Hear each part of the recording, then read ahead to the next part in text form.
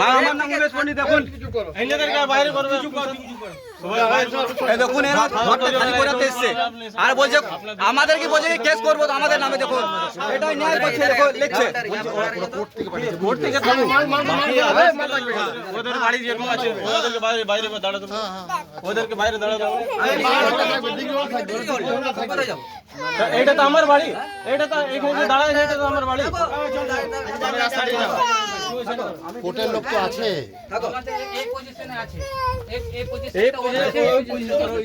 ওর ঘরটা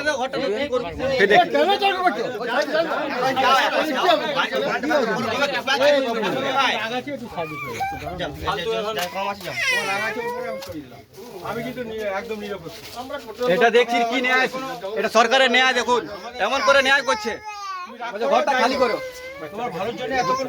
বাচ্চাটাকে যাবে কোথায়? বাচ্চাটাকে ভিক মাংবে, ভিক মাঙ্গাতে যায়। ওদেরও বাচ্চা আছে, ওদেরও সময় আছে।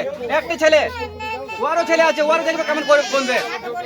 হ্যাঁ কেন বলবো না? তুই তো তুই বুঝবি না, বুঝছিলি? একটি ভাইকে সাপোর্ট করছিস তুই, বুনের কথা বলিস না। কি হলো?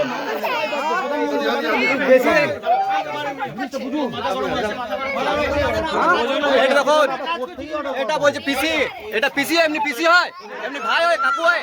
এর থেকে ভাই দুশ্মন ভালো, এর থেকে দুশ্মন ভালো।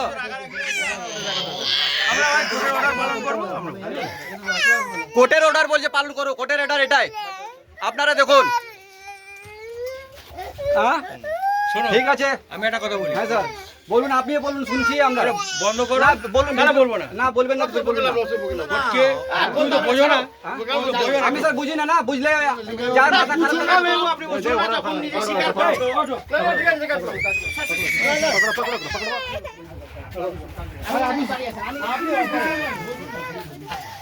দেখুন ঘরটা খালি করাচ্ছে আমাদেরকে। দেখুন